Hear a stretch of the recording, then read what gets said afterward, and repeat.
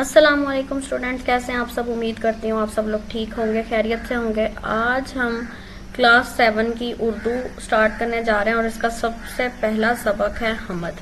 ٹھیک ہے، حمد کی آج ہم کیا کریں گے؟ اس کا خلاصہ کریں گے، اس کا مرکزی خیال کریں گے اور اس کے اشعار کی تشریح کریں گے۔ ٹھیک ہے، مشکل الفاظ جو ہوں گے ان کے معنی کریں گے، ٹھیک ہے، کی بک کی ہیلپ سے۔ ٹھیک ہے، تو سب سے پہلے حمد ہے، اس کا خلاصہ لکھیں گے کہ اس کے خلاصے میں کیا ہوتا ہے کہ پوری نظم کو آپ نے اپنے الفاظ میں بیان کرنا ہوتا ہے ایز اے شارٹ۔ ٹھیک ہے، تو مرکزی خیال جو ہوتا ہے وہ زیادہ ہی شارٹ ہوتا ہے، مطلب 2-4 لائنوں میں، لیکن حمد کا جو خلاصہ ہوتا ہے وہ آپ نے تقریباً ساری لائنوں کو ہی اپنے الفاظ میں بیان کرنا ہوتا ہے۔ خلاصہ دیکھ لیتے ہیں۔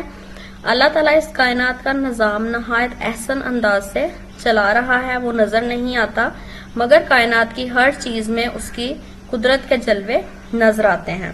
اللہ تعالیٰ کی کامل کاریگری دیکھنی ہے تو منظم انداز سے رات دن کا بدلنا دیکھو۔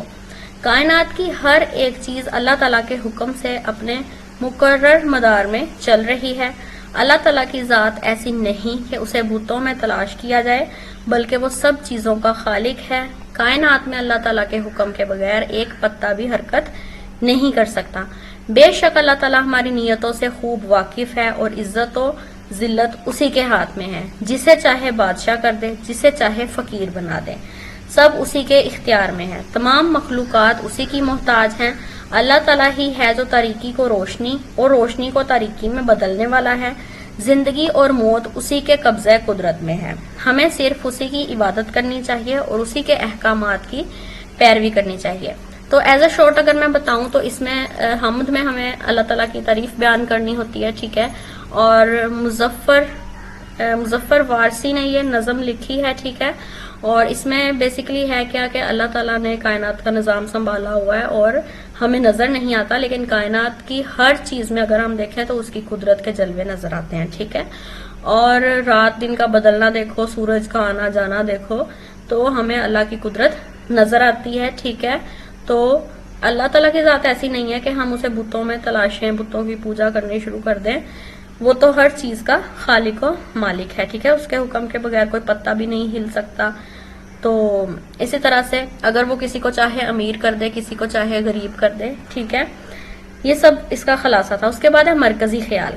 اللہ تعالیٰ اس کائنات کا خالق و مالک ہے، دنیا کا نظام اس کی حکمت سے رواں دواں ہے، انسانی اختیارات کی حد بندی اور زندگی اور موت پر اس کی دسترس ہے، وہی اس دنیا میں عزت اور ذلت دینے والا ہے، بے شک وہ ہماری نیتوں سے واقف ہے، وہی ہمارے اعمال کا فیصلہ کرے گا، ٹھیک ہے۔ اس کے بعد ہے اشعار کی تشریح۔ شعر نمبر 1 ہے، کوئی تو ہے جو نظام ہستی چلا رہا ہے، وہی خدا ہے، دکھائی بھی جو نہ دے، نظر بھی جو آ رہا ہے، وہی خدا ہے۔ اس کے مشکل الفاظ ہے نظام ہستی۔ نظام ہستی کیا ہے؟ زندگی کا نظام، ٹھیک ہے، نظام ہستی جو ہے وہ خدا ہی چلا رہا ہے، یعنی زندگی کا جتنا بھی نظام چل رہا ہے وہ اللہ تعالیٰ کی وجہ سے چل رہا ہے۔ دکھائی کیا؟ نظر آنا، ٹھیک ہے، جو نظر بھی نہیں آتا لیکن نظر بھی آتا ہے، وہی خدا ہے۔ نظر کیسے آتا ہے کہ مختلف چیزوں میں، رات دن کے آنے جانے میں اور بھی کائنات میں جتنی بھی نظام چل رہے ہیں ان میں اس کا جلوہ نظر آتا ہے۔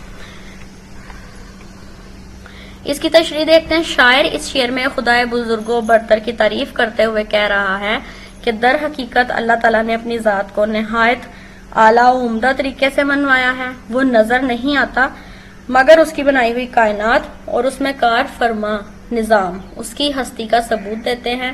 کائنات کا نظام اتنا مربوط اور منظم ہے کہ بغیر کسی چلانے والے کے خود بخود نہیں چل سکتا۔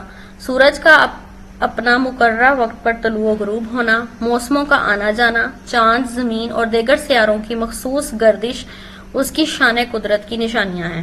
اگر اس کائنات کو کوئی چلانے والا نہ ہوتا تو دنیا کا یہ نظام بہت بے ہنگم ہوتا، رات اور دن کا فرق مٹ جاتا، لیکن دنیا کا نظام نہایت عمدہ طریقے سے چل رہا ہے جو کسی بڑے منصوبہ ساز کی غمازی کرتا ہے، اور وہ منصوبہ ساز اللہ تعالیٰ کی ذات ہے۔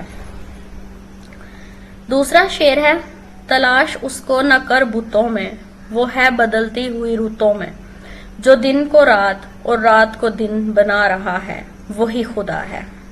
کتنی اچھی نظم لکھی ہے انہوں نے، دیکھو، ٹھیک ہے۔ تو بتوں کیا ہے؟ بت کی جمع ٹھیک ہے. تلاش کرنا, ڈھونڈنا. رت کس کو کہتے ہیں؟ موسم کو. موسموں کا بدلنا, ٹھیک ہے, بدلتی تبدیل ہوتی.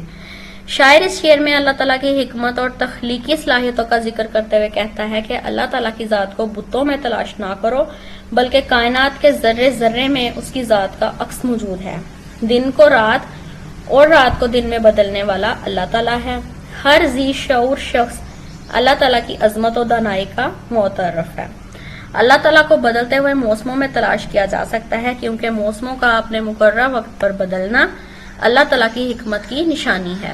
اللہ تعالیٰ کی ذات پوشیدہ رہ کر بھی ظاہر ہے. امیر منائی اس بارے میں کہتے ہیں, لاکھ پردوں میں ہے تو بے پردہ, سو نشانوں میں بے نشاں تو ہے.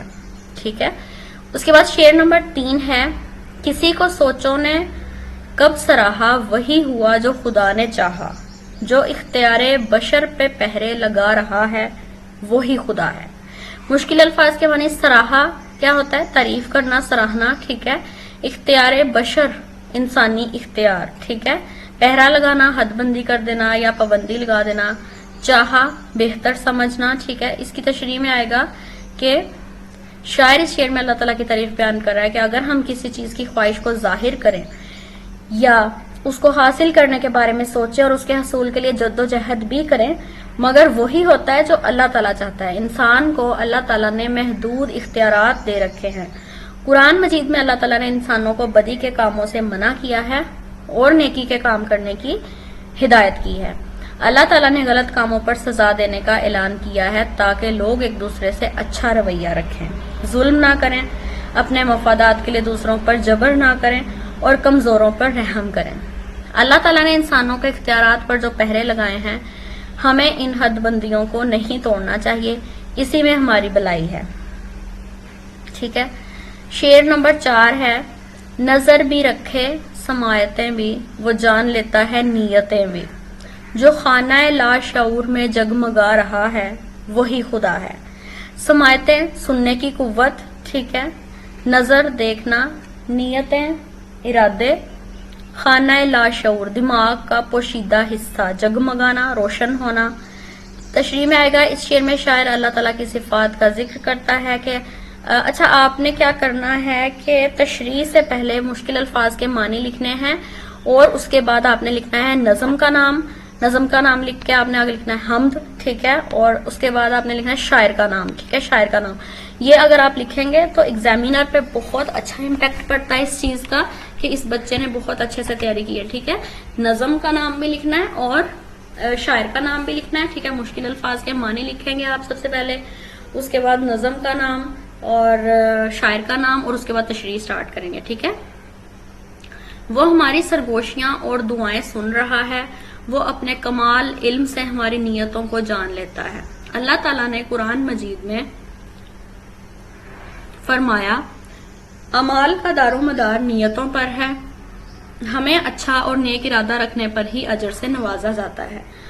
وہ ہمارے دلوں میں چھپی ہوئی باتوں سے بھی واقف ہے. اللہ تعالیٰ کا نام ہمارے لاشعور کے دریچوں میں روشن ہے.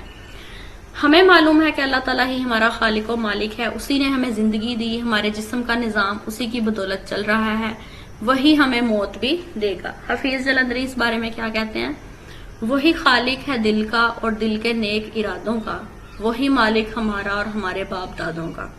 ٹھیک ہے. شعر نمبر 5 ہے, کسی کو تاج وقار بخشے, کسی کو ذلت کے غار بخشے, جو سب کے ماتھے پہ مہر قدرت لگا رہا ہے وہی خدا ہے. اسے مشکل الفاظ کے معنی ہے تاج وقار. تاج وقار کیا ہے؟ روب و دبدبا. ٹھیک ہے. کسی کو روب و دبدبا دے دیتا ہے اللہ تعالیٰ. ذلت رسوائی, کسی کو ذلت دے دیتا ہے. ٹھیک ہے. رسوائی دیتا ہے. غار کہتے ہیں گھڑا. بخشے نوازے. ماتھا کہتے ہیں پیشانی کو. ٹھیک ہے. مہر قدرت, قدرت کی نشانی. اس شعر میں شاعر اللہ تعالیٰ کے حضور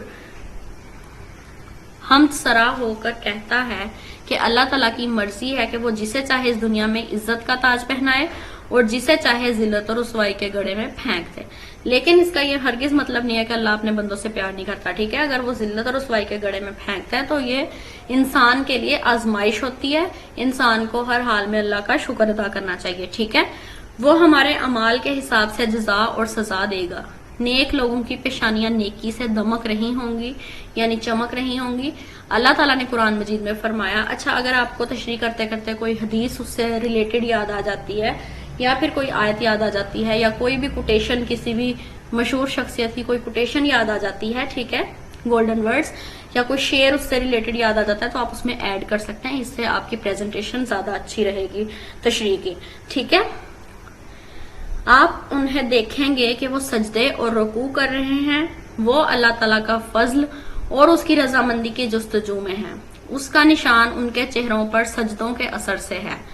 گداگروں کے ماتھے پر داغ ہوگا. روشن پیشانیوں والے جنت کے حقدار ٹھہریں گے. نیک اور بد کا فیصلہ اللہ تعالیٰ کرے گا اور لوگوں کے ماتھے پر ان کے بخت کی مہر ثبت کرے گا. بخت ہوتا ہے نصیب, قسمت, ٹھیک ہے, مقدر. چھٹا شعر ہے. سفید اس کا, سیاہ اس کا, نفس نفس ہے گواہ اس کا. جو شعلہ جان جلا رہا ہے بجھا رہا ہے وہی خدا ہے. سفید کہتے ہیں گورے کو, سیاہ کہتے ہیں کالے کو, نفس کہتے ہیں روح کو, ہمارے وجود کو, گواہ شاہد یعنی جس نے خود کچھ دیکھا ہو, جو کسی چیز کا گواہ ہو. شعلہ جان زندگی کا چراغ, جلانا بجھانا زندگی اور موت دینا, ٹھیک ہے. اس شعر میں شاعر کہتا ہے کہ کائنات کی ہر شے میں اللہ تعالیٰ کا جلوہ نظر آتا ہے. وہ تمام سیاہ اور سفید کا مالک ہے. رات کی تاریکی اور دن کا روشن ہونا اسی کی قدرت سے ہے. گردش لیل و نہار اس کے تصرف میں ہے. سورج اس کے حکم سے نکلتا ہے, اس کے حکم سے غروب ہوتا ہے. قرآن مجید میں ارشاد ہوتا ہے بے شک مشکل کے ساتھ آسانی ہے, روشنی کے ساتھ تاریکی ہے. ہر زیرو اس کی قدرت کا شاہد ہے جس نے زندگی دی ہے اور زندگی کا چراغ روشن کیا. وہی اس چراغ کو بجھا کر موت بھی دے گا. یہی خدائے بزرگ و برتر کا نظام ہے, ٹھیک ہے. ہمیں زندگی اللہ نے دی ہے اور موت بھی اللہ نے ہی دینی ہے. علامہ اقبال نے اس بارے میں کیا کہا ہے. پالتا ہے بیج کو مٹی کی تاریکی میں کون, ٹھیک ہے, یعنی بیج کو مٹی کی تاریکی یعنی مٹی بالکل ہی ایک تاریکی کی طرح ہے, ٹھیک ہے. اس میں کون بیج کو پالتا ہے. کون دریاؤں کی موجوں سے اٹھاتا ہے سحاب. کس نے بردی موتیوں سے خوشہ گندم کی جیب. آپ نے گندم کا خوشہ دیکھا ہوگا, اس کے اندر کیسے گندم کے دانے ہوتے ہیں. ان گندم کے دانوں کو اقبال نے موتیوں سے تشبیہ دی ہے یہاں پہ, ٹھیک ہے. کس نے وہ موتی بھرے خوشہ گندم میں. موسموں کو کس نے سکھلائی یہ ہوئے انقلاب, ٹھیک ہے. موسموں کا آنا جانا, تو یہ سب کس کے کام ہے. اللہ تعالیٰ کے کام ہے, اللہ تعالیٰ کی قدرت ہے. تو یہاں تک آج کی ہماری تشریح بھی ہو گئی, مرکزی خیال بھی ہم نے کر لیا اور خلاصہ بھی کر لیا. انشاءاللہ اگلی ویڈیو میں ہم اس کی مشق حل کریں گے, مختصر سوال کریں گے, ٹھیک ہے. جو بھی اس میں مشق ہوگی وہ ساری حل کر لیں گے, ٹھیک ہے. اور آج کے لیے اتنا ہی کافی. اگر آپ کو میری ویڈیو ہیلپ فل لگی ہو تو میری ویڈیو کو لائک کریں, دوستوں کے ساتھ شیئر کریں. اگر آپ نے ابھی تک میرے چینل کو سبسکرائب نہیں کیا تو چینل کو سبسکرائب کر دیں. انشاءاللہ اگلی ویڈیو میں ملیں گے, تب تک کے لیے اللہ حافظ.